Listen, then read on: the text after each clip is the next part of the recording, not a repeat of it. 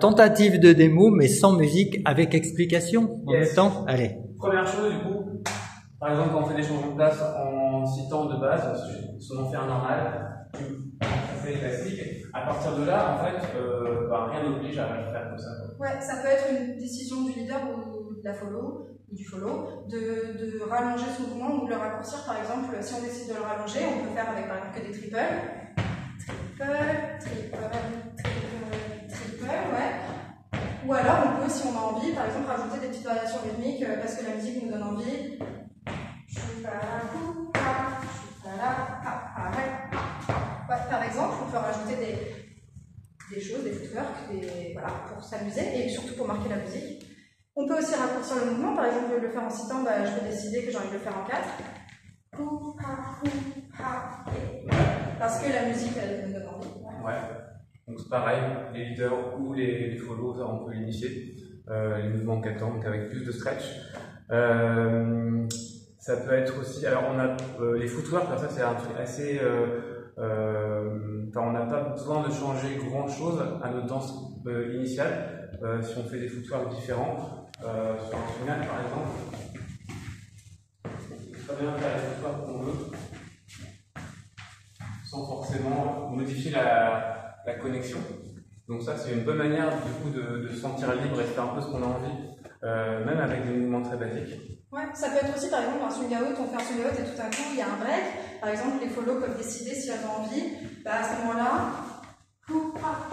de marquer le break de la musique et de l'accentuer par un mouvement qui ne va absolument pas déranger le leader, au contraire qui va peut-être lui donner envie de marquer le break aussi, ou de décider de faire sa variation personnelle rythmique parce qu'en fait il a pas envie de marquer le break et ensuite de reprendre là où on s'est arrêté en fait. Ouais, lâcher la connexion aussi ça marche, de faire des breakaways. Ouais, donc si on fait un swing out par exemple, rien n'oblige à lâcher là et partir en solo. Et là du coup quand on est en solo, c'est à la fois on a notre propre créativité, mais on est quand même aussi ensemble. Et du coup, ça va être intéressant de se regarder, pas forcément faire la même chose, mais en tout cas d'avoir un échange à ce moment-là. Donc le solo, pour ça, c'est vraiment bien pour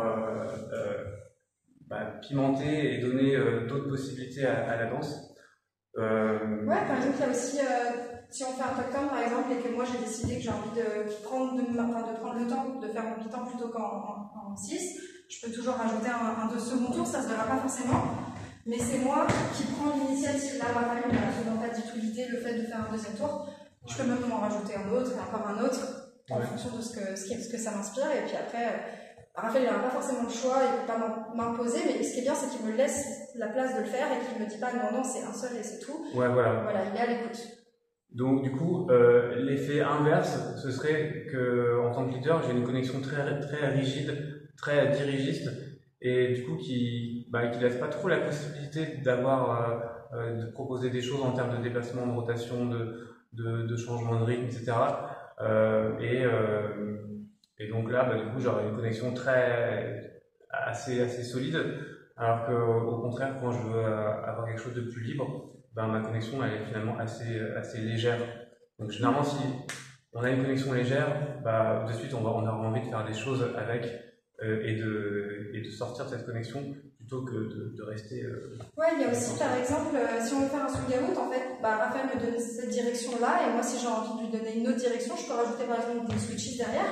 Donc du coup, on passe d'un mouvement très linéaire à un mouvement très rotatif, par exemple.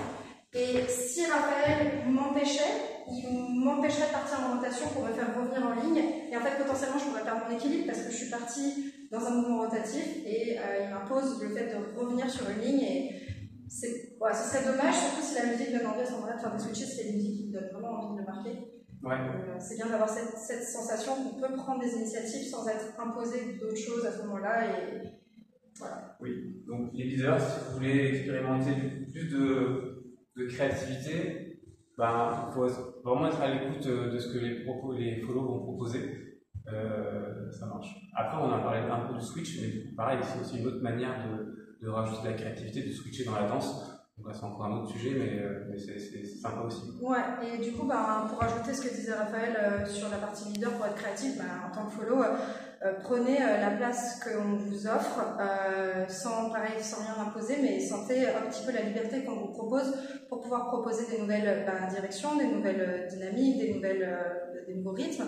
Et puis si vous sentez que vous n'avez pas forcément l'espace ou la place de le faire, vous pouvez être toujours créatif dans vos jambes avec des footwork, avec des variations rythmiques. Ça, c'est tellement dissociable de votre partenaire qu'en fait vous pouvez le faire sans... même avec un partenaire très dirigiste, vous pourrez quand même être un peu créatif malgré tout. N'hésitez pas à imposer peut-être justement un breakaway pour pouvoir avoir la liberté de faire un peu de solo si vous sentez que votre leader ne vous permet pas d'être libre et créatif à deux, et créatif ou créative à deux, et comme ça vous pourrez faire un peu de solo et être créatif de votre côté, quoi. Concernant les swing out, on parle aussi pas mal du swing out guidé de façon neutre et la follow choisit un des trois. C'est-à-dire droit, 90 ou 180.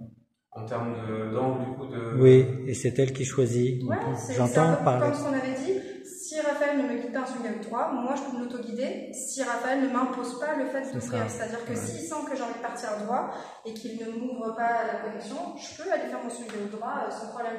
Par exemple, on va dire que c'est moi qui décide, Raphaël il décide de rien, je décide d'y aller. Il le voit bien qu'il n'a pas le choix et que s'il ouvre, en fait, il va ouvrir au niveau un peu de mon ventre et du coup, ce ne sera pas très agréable. Je lui donne pas vraiment l'opportunité, mais je sens que j'ai la place avec Raphaël de le faire, donc du coup, je me le permets, quoi. Ouais. Le tout en musique maintenant, totalement libre, en impro, vous ne savez pas ce qui va se passer, nous non plus.